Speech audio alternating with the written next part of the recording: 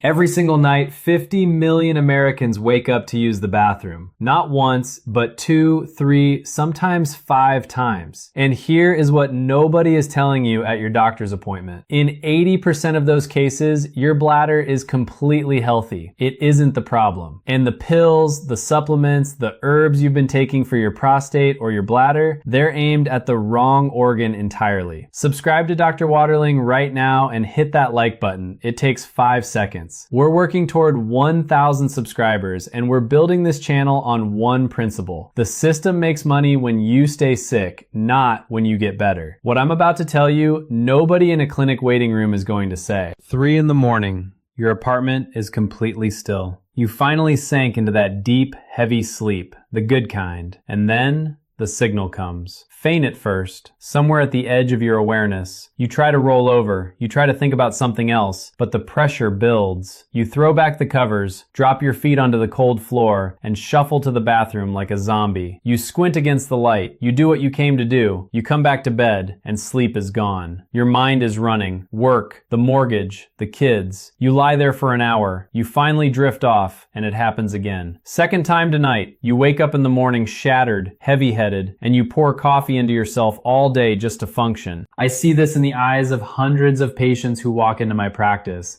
and almost every one of them says the same thing.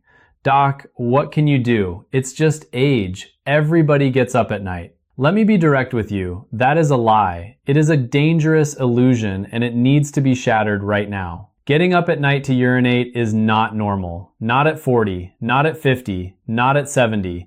A healthy body is built differently. At night, your brain produces a specific hormone called antidiuretic hormone, also called vasopressin. Think of it as a factory manager sending a memo to your kidneys. Stop. Night shift.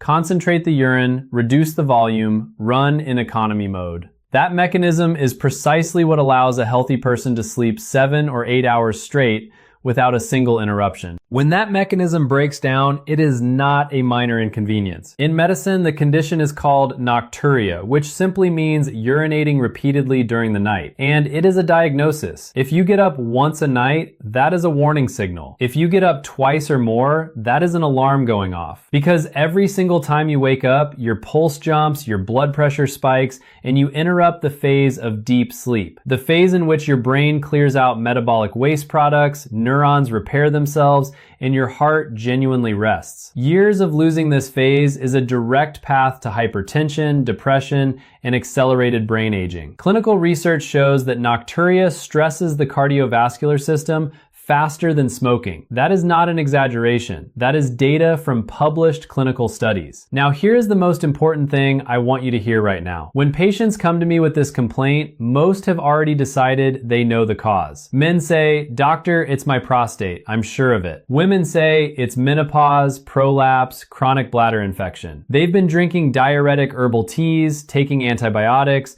buying advertised supplements for urological health. They've been restricting their water intake so aggressively that their mouth goes dry by evening. They stop drinking tea after 6 o'clock. They go to bed parched, and they still get up at 3 in the morning. Why? Because they're fighting the symptom, not the cause. Let me explain this with a simple model. Imagine your home's fire alarm goes off in the middle of the night. What do most people do? They cover the sensor with tape so it stops making noise. The correct response is to find where the fire is. That is exactly how most people treat their nighttime bathroom trips. Your bladder is the sensor. It is simply signaling that something is happening somewhere else in the body. In 80% of cases, the bladder is perfectly healthy. It is doing exactly what it is supposed to do, emptying what gets put into it. The problem is not the reservoir. The problem is who is filling it during the night and why. And the answer to that question may genuinely shock you. The culprit is your legs and your heart. But before we get to the mechanism, I need to say something as a physician with 15 years of clinical experience. There are symptoms that should send you straight to a doctor, not to a video. Know these. First, blood in your urine without pain. Remember that combination. If there is pain and blood, it is most likely a kidney stone or acute bladder infection. Miserable, but not immediately life-threatening. But if you see dark red or brown urine, blood clots in the toilet bowl, and nothing hurts, That is one of the most serious early signs of bladder cancer. In men and women over 50, that finding is a direct indication for cystoscopy, a procedure where a doctor looks inside the bladder with a small camera. Do not wait. Second, bone pain combined with sudden weight loss. If your nighttime trips are accompanied by aching in your pelvis or lower back, and you have lost 10 to 20 pounds over 2 months without dieting, that pattern is a warning for malignancy. Third, acute urinary retention. You feel the urge desperately, you strain, your lower abdomen aches, and nothing comes out. That is an emergency. You need a catheter placed urgently. If none of those apply to you, you can breathe. You are going to be fine. But the quality of that life is worth protecting, and to do that, we need to understand exactly what kind of malfunction is happening in your system. In urology, nighttime urinary problems divide into 3 fundamentally different types. The treatment for each is different, and what helps one type can actively make another worse. Type 1 is global polyuria, that is, producing too much urine overall. You are going frequently both day and night, and each time the volume is large. If you collected everything you produced in 24 hours, you would measure 3 to 4 liters.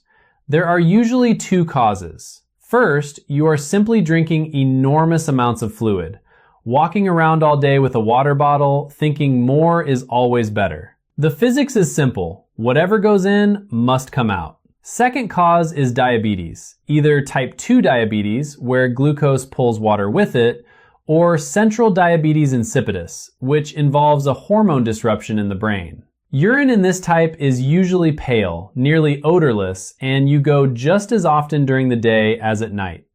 This type needs an endocrinologist and a blood sugar test. Type 2 is nocturnal polyuria, the most insidious type, and the one found in 60 to 70% of people over 50. The picture looks like this. During the day, you live completely normally. You work, you run errands, you visit the bathroom every 4 or 5 hours. Nothing hurts, nothing burns. But the moment you lie down, the nightmare begins. 3 or 4 trips per night, each time a full bladder, large volume. In the morning you look and you genuinely cannot figure it out. You had half a glass of kefir last night. Where did 1.5 liters of fluid come from? This is classic nocturnal polyuria. Your kidneys have switched their filtration activity to nighttime hours. They run at half capacity during the day and at 200% at night. We will unpack why in detail in a moment. The critical point: if this is your type, the bladder has nothing to do with it. Treating the bladder is useless. Type 3 is a reservoir problem. Here it is the opposite. Urges are frequent, sudden, and urgent. It feels like you will not make it. You rush to the bathroom, sit down, and almost nothing comes out. A few drops. 40 minutes later, the same storm hits, and again, almost nothing. The problem here is the bladder itself. It has lost the ability to stretch to a normal capacity, or its nerve signals have become hypersensitive. The trigger fires at 50 milliliters of urine, even though the normal capacity before urgency should be 200 to 300 milliliters. This occurs with benign prostatic enlargement in men, overactive bladder in women, chronic bladder infection, or bladder and ureteral stones. So to lock that in, frequent and large volume both day and night, global polyuria. Fine during the day, flooding at night, nocturnal polyuria. Urgent and frequent urges, but tiny output, a reservoir problem.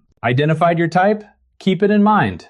Now I want to tell you about one of my patients. I will call him Anatoly, 54 years old, solid, self-sufficient man, not a complainer, only comes to see a doctor when he is desperate. And he was desperate. He walked in with a thick folder of paperwork. Bladder ultrasound, PSA blood test. PSA is a prostate cancer marker, a stack of prescriptions. He told me right away, "Doc, it's my prostate, or God forbid, cancer. Do something, I'm losing my mind." He laid out his timeline. First, 1 trip a night. Ignored it. Then 2, then 3. For the last 6 months, 4 or 5 times per night. Imagine that torture. You finally fall into sleep and you are yanked out of it. Again and again. Anatoly had done what the internet and advertisers tell you to do. Since he was running to the bathroom, his prostate must be guilty. He went to the pharmacy, bought the marketed supplements, the suppositories, the herbal blends. Then he reasoned, If I am producing so much urine, I need to drink less. He imposed a strict liquid ban. After 6 in the evening, not a drop of water, not a cup of tea, not even a piece of fruit. He went to bed every night with a maddening thirst, his mouth completely dry. And still at 2 in the morning, he got up and released half a liter. At 4 in the morning, another half liter. Where was it coming from? He had not drunk a thing. When he sat in front of me with eyes red from sleep deprivation, I looked at his lab work. PSA, the prostate cancer marker, was completely normal. He had a mild first-degree benign prostate enlargement, but that degree does not produce this clinical picture. His bladder was clean, no stones. From a urological standpoint, he was nearly healthy. Yet this man was not sleeping and was suffering. So I stopped asking about how he urinated. I started asking about how he lived. Any shortness of breath? A little, I guess. When I climb to the 3rd floor, I have to stop and catch my breath. But I smoked for 20 years. I only quit a year ago. Does his ring feel tight by evening? Does the elastic of his socks leave a groove on his leg? Yes, he said. When I take my socks off, there is an actual indentation in the skin. But doesn't everyone have that? And right then, the picture clicked into place for me. I told him something that stunned him. Anatoly, throw out the prostate pills. You don't need a urologist. I'm referring you to a cardiologist and a sleep specialist. He looked at me like I had lost my mind. What does my heart have to do with it? I'm running to the bathroom, not clutching my chest. But he listened, and here is what the specialists found. The cardiologist identified early-stage heart failure, hidden with no dramatic symptoms. During the day, Anatoly's heart was working at its limit. It could not fully circulate his blood volume, and fluid was pooling in his body tissues, primarily in his legs. And the sleep specialist, a doctor who diagnoses sleep disorders, found obstructive sleep apnea, brief, repeated pauses in breathing during sleep. The person snores, stops, then startles with a gasp. Sleep apnea on its own disrupts the production of antidiuretic hormone and forces the kidneys to work more actively during nighttime hours. When Anatoly was taking prostate supplements, he was trying to fix a leaking faucet while a pipe had burst in the basement. Let me now walk you through the physics of what was happening in his body, because it is happening in the majority of you watching this. Picture a plastic bottle half filled with water. When it stands upright, the water sits at the bottom. When you lay it on its side, the water distributes evenly. Your body works the same way. 16 hours a day you are vertical, standing, sitting. Gravity pulls everything downward. Blood, lymphatic fluid, the fluid between your cells, all of it toward your feet and ankles. When we are young, our blood vessels behave like strong elastic tubes. The valves inside our veins hold blood firmly and do not let it pool below. The muscles in our legs, when we walk, contract rhythmically and act as a pump, pushing blood upward against gravity. But with age, or if we lead sedentary lives, this mechanism weakens. Veins expand, valves start to leak, and the muscle pump shuts down because we are sitting at a desk or on a couch. Fluid begins to seep out through the vessel walls into the soft tissue surrounding them. In the loose connective tissue of the legs, up to 1.5 liters of water can quietly accumulate. 1.5 liters. That is 3 large mugs of tea. And you may not even notice it. The sock left a slight groove. So what? Your kidneys do not see that water. It is switched out of the bloodstream. The kidneys filter only what is circulating in the blood. Now comes the evening. Anatoly gets home from work, has a large dinner, often with something salty, a pickle, cured meat, a spoonful of mayonnaise, and sits in front of the television. From 7 to 11 at night, 4 hours, his legs are hanging down. Gravity keeps working. Fluid keeps accumulating in the tissues of his calves. His heart is moving slowly, low pulse, because he is simply sitting still. Then he turns off the television and lies down. And here is where it gets critical. His legs rise to the same level as his kidneys and his heart. Gravity no longer holds the fluid down in his legs. All that fluid, the water that collected over 12 hours in the sponge of his tissues, begins rapidly returning to the bloodstream. It is reabsorbed into the veins and rushes in a powerful wave toward the center of the body. The volume of circulating blood rises sharply. Imagine that someone injected an extra liter of fluid directly into your circulatory system within a single hour. That is not a metaphor. That is precisely what happens to your body every night when you have hidden edema in your legs. And at this moment, the conductor of this nighttime concert steps onto the stage. Your heart. Specifically, a small but powerful hormone with a sophisticated name, atrial natriuretic peptide, also called ANP. Listen carefully because this is the central mechanism of this entire discussion. When the returning fluid from the legs reaches the heart, the right atrium begins to fill and stretch beyond its normal volume. The heart recognizes that the system is overloaded, that pressure is rising. So it releases ANP into the bloodstream, a chemical telegram to the kidneys. The message is brief: dump the excess fluid immediately or I will fail. This hormone blocks aldosterone, the hormone responsible for retaining water in your body, and your kidneys shift into emergency mode. They filter the blood at an accelerated rate, expelling water and sodium to protect the heart from overload. The result is predictable. Within an hour of lying down, your bladder is full. You get up, go to the bathroom, come back. But the fluid from your legs has not finished mobilizing. The process continues. 2 hours later, full bladder again. And the cycle repeats until morning. That is why Anatoly, who had not drunk a drop of water since 6 in the evening, was running to the bathroom all night. He was quite literally drinking through his legs. His legs had stored 1.5 liters of fluid during the day, and at night, all of that fluid funneled through his kidneys. No prostate supplement, no herbal blend could stop it, because those interventions were targeting the completely wrong organ. Treating your bladder with pills when the cause is in your heart and gravity is exactly the same as taping over a fire alarm sensor. Your body is trying to save you, and you are trying to stop it. Now, how to check whether this is actually happening in you? No MRI, no complex lab work. All you need are your own hands and a few minutes of attention. Test 1. Locating hidden fluid. Sit comfortably. Expose your lower leg, the section between your knee and your ankle. Find your shin bone. That is the hard surface along the front of your lower leg that has no muscle covering it. Place the pad of your thumb against that bone, roughly 4 to 6 inches above your ankle. Press firmly and hold for 10 to 15 seconds. The pressure should be definite. Remove your thumb and run the pad of another finger across the same spot. What do you feel? If the skin immediately springs back smooth and flat, no significant edema. But if your thumb left a pit, a dent that does not fill back in for several seconds, that you can see and feel, congratulations, you have just located a hidden reservoir of fluid. Even if your leg does not look swollen from the outside, that pit is evidence that your tissues are saturated with water. And at night, all of that water will move through your kidneys. Test 2. A simplified urine diary. Take 1 day off and do some simple measurements.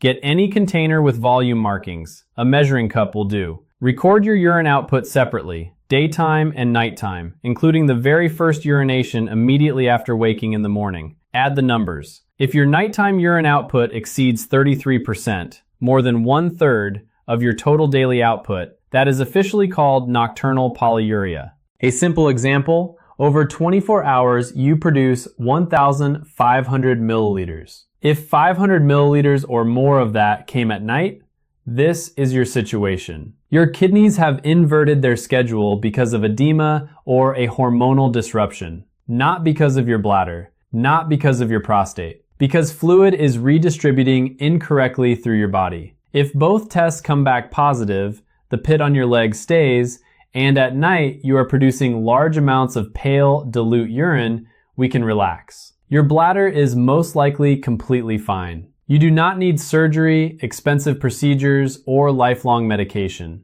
You need to work on your circulation and your daily routine. And that is exactly what comes next. You might ask, fine, I understand about the legs and gravity, but I also eat. Can food affect this process? Absolutely, in ways that will genuinely surprise you. There are foods that act like a delayed switch on your kidneys, programming them to do most of their work at night. And you are probably eating them at dinner, sincerely believing they are harmless or even healthy. When I ask patients what they eat in the evenings, most say something like, "Doctor, I watch what I eat. No pickled herring, no salty snacks. I'm being careful." Then it turns out dinner was a sandwich with cheese and some cured sausage, or hot dogs with buckwheat, or crackers and cream cheese before bed. Write this down somewhere, you will see it. Hidden salt. We have been trained to think of salt as something that comes out of a shaker, but 80% of the salt most people consume comes from processed and packaged food. Cheese, cured meats, sausages, mayonnaise, canned goods, bread, 100 grams of ordinary hard cheese contains as much sodium as an entire bag of potato chips. You do not taste that sharp saltiness. It is masked by fat and flavor compounds, but it is there. Here's how it works against you overnight. You eat a cheese sandwich at 7 in the evening. The sodium enters your blood. Your body immediately activates its defense. Too much salt, we need to dilute this, and begins holding on to every molecule of water it can. This is osmotic pressure at work. Osmotic means related to the concentration of dissolved substances in a fluid. In the evening, you are not running to the bathroom. The salt is keeping water locked inside your blood vessels and tissues. But overnight, your kidneys detect this accumulated sodium and begin actively excreting it. And sodium acts like a magnet. It pulls water behind it. To flush out 1 gram of excess sodium, the kidneys must run a significant volume of fluid through themselves. The result, you wake up in the middle of the night not because you drank too much. You are eliminating last night's cheese. The second enemy is evening sugar. I had a cup of tea with a couple of cookies, a small apple before bed. What's the harm? It's vitamins, it's natural. Let me explain the biochemistry. Simple carbohydrates in the evening cause a rapid spike in blood glucose. Your pancreas fires off a burst of insulin. Insulin, beyond its primary role in managing blood sugar, signals your kidneys to retain sodium and water. First comes retention. Then 2 to 3 hours later, right around the time you have fallen asleep, blood sugar drops sharply. What follows is a rebound, and your kidneys switch to active fluid excretion. Beyond this, if you have even a degree of insulin resistance, a state where your body's cells no longer respond efficiently to insulin, and this affects a substantial portion of people over 40 and usually produces no obvious symptoms, elevated blood sugar acts as an osmotic diuretic. Sugar itself pulls water out of your cells and into the urine. You get the biological equivalent of a water pill simply by eating a cluster of grapes or a slice of watermelon before bed. The third false friend is alcohol. Many men tell me at appointments, "Doc, I have a small glass of brandy or a beer before bed. It helps me sleep harder. I don't even hear the urge to go." This is one of the most widespread forms of self-deception I encounter, and here is why. Alcohol does help you fall asleep faster. It acts as a sedative and slows down the central nervous system. But it is simultaneously one of the most powerful blockers of antidiuretic hormone, the vasopressin we discussed at the start. Remember the factory manager signal to the kidneys, slow down, work in economy mode, concentrate the urine? Alcohol cancels that signal entirely. Under its influence, the brain simply does not send the order. Your kidneys run at full filtration speed with no restriction applied. Yes, the sedative effect of alcohol may allow you to sleep through the first urge. The bladder fills up and you do not wake. But it keeps filling until the second urge becomes painful and impossible to ignore. And your sleep quality throughout the night is profoundly poor, without deep, restorative, slow-wave sleep at all. You wake up completely wrecked and with a bursting bladder. The outcome is worse than if you had not had a drink at all. Now let us talk about what actually helps, the foods that protect and calm the bladder. First on my list, raw pumpkin seeds. And I want to be precise about this. Not roasted, not salted, not sugar-coated. Raw, green pumpkin seeds. This is one of the most genuinely underrated urological tools in everyday nutrition. And I say that not as someone reading from an advertisement, but as a clinician who sees the outcome in actual patients. Pumpkin seeds contain zinc and magnesium in highly bioavailable form, meaning in the form your body absorbs most efficiently. Magnesium relaxes smooth muscle, including the detrusor, which is the name for the muscular wall of the bladder, helping it expand to a larger volume before triggering the urge to void. The seeds also contain phytosterols, plant-based compounds that strengthen the pelvic floor. In men, they support prostate tissue. In women, they help with pelvic organ support. A handful, about 30 grams of raw pumpkin seeds daily. That is the cheapest and most effective bladder health habit you can build. Second, cranberry. Not bottled cranberry juice cocktail from the store. That product typically contains more sugar than soda, and sugar is on our enemies list. What you need is the actual berry, frozen or fresh, or a standardized cranberry extract from a pharmacy. Cranberries contain compounds called proanthocyanidins, molecules that prevent bacteria from adhering to the inner lining of the bladder. Even in people without a current acute infection, many adults over 40 harbor a low-grade background bacterial presence in the bladder that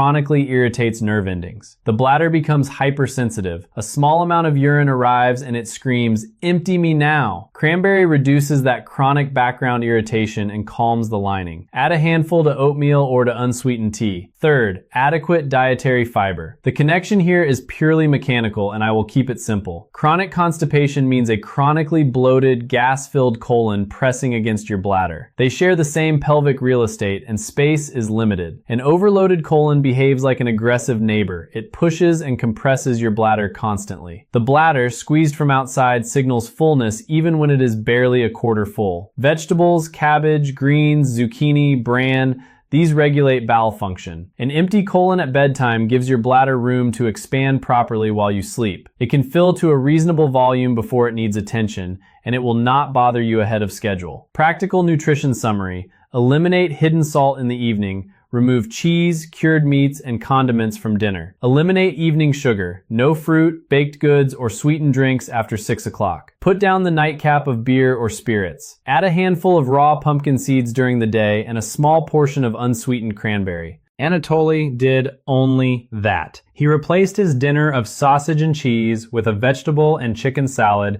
and cut the evening tea with cookies. Just from that one change, he eliminated 1 nighttime bathroom trip out of 5. Progress, but not victory. Why? Because food is the foundation. It changes the biochemistry. But if your venous valves are failing and your vessels have lost their elasticity, nutrition alone cannot override the physics of fluid. We need heavier tools. And this brings us to the most practical part of today's discussion. I want to show you what I myself do every evening. The same routine that became the final turning point for Anatoly. A simple 3-part daily protocol: morning, day, and evening. 5 minutes total per day. I call it the Golden Protocol. Part 1, morning, starting the pump. It begins not in the evening, but the moment you open your eyes. When you get out of bed, do not head straight for the coffee. Stop for 30 seconds. After a night of rest, your lymphatic fluid has thickened and pooled.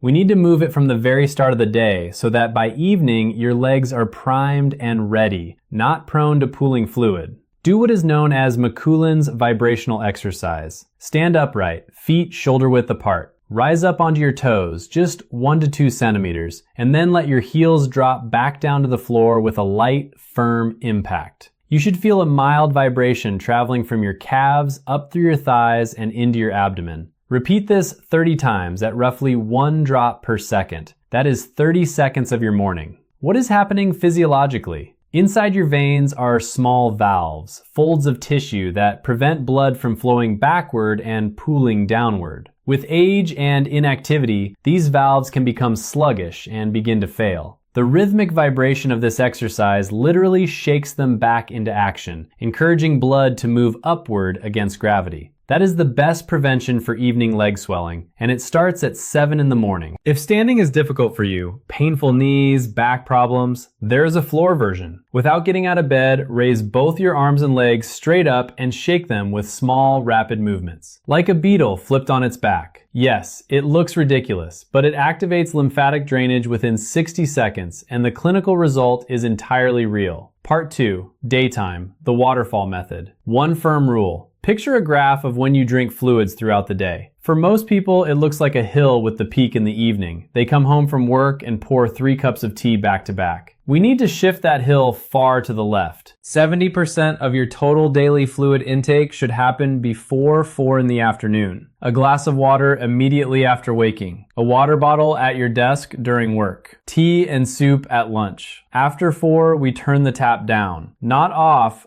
Thirst is dangerous. It thickens the blood and raises clotting risk. But after 4, only small sips as needed to relieve dryness. And one practical sodium control step. Remove the salt shaker from your table entirely. Salt food only in the pot during cooking. That single act reduces daily sodium consumption by 20 to 30% without changing what you eat. Part 3, evening, the critical move. Here is the thing worth watching this entire video for. Approximately 1 to 1.5 hours before bed, while you are watching a series, reading a book, or simply resting, do the exercise I call the lazy elevation. Lie down on the sofa or on the floor. Place your legs up on the armrest of the couch, the back of a chair, or simply prop them against the wall. One requirement only, your heels must be higher than the level of your heart. An angle of roughly 45 degrees works well. There is no need to raise your legs perfectly vertical. That strains the neck. Just elevated, comfortable, supported. Stay in that position for 15 to 20 minutes. You can read, scroll your phone, listen to a podcast. What happens during those 20 minutes? The physics we discussed at the start. Gravity now works for you instead of against you. It pushes fluid from the sponge of your lower leg tissue back into the bloodstream. Blood flows toward the kidneys. Your heart receives the signal of increased volume and releases ANP. Your kidneys shift into active filtration mode. Your bladder begins to fill, but you are awake. You are sitting in control of your evening, fully alert. 30 to 40 minutes after you finish the exercise, you will feel the need to urinate. You will go, and you will release 300 to 400 milliliters, the exact volume that would otherwise have woken you at 3 in the morning. You understand the principle. You are wringing out your legs deliberately before you sleep. You are giving your kidneys their workload in the evening while you are awake, so that at night they can rest. If you have pronounced visible swelling in your legs, add graduated compression stockings. Do not sleep in them. Put on first-grade compression knee highs when you get home from work in the evening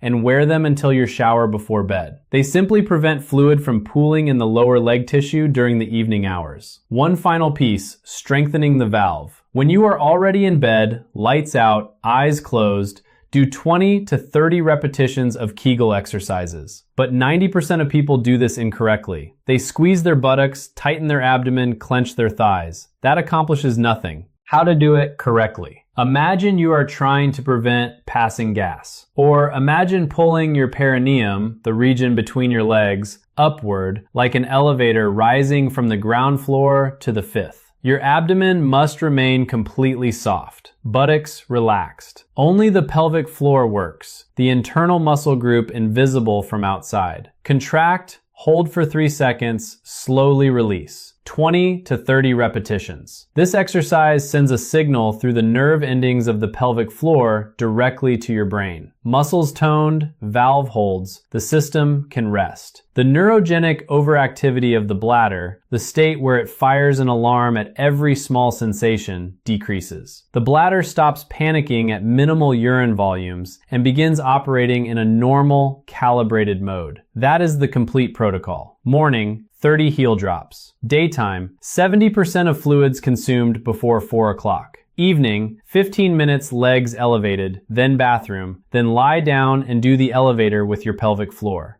Anatoly started this with undisguised skepticism. Doc, what kind of nonsense is this? Legs up the wall? Are you serious? 1 week later, he came back and said quietly, almost not believing himself, I woke up once, near morning. Once. Not 5 times. After 1 more month of consistent practice, he was sleeping through the night. His kidneys stopped running a night shift because he was giving them their work in the evening, at a time that suited him. His cardiologist noted at the next visit that the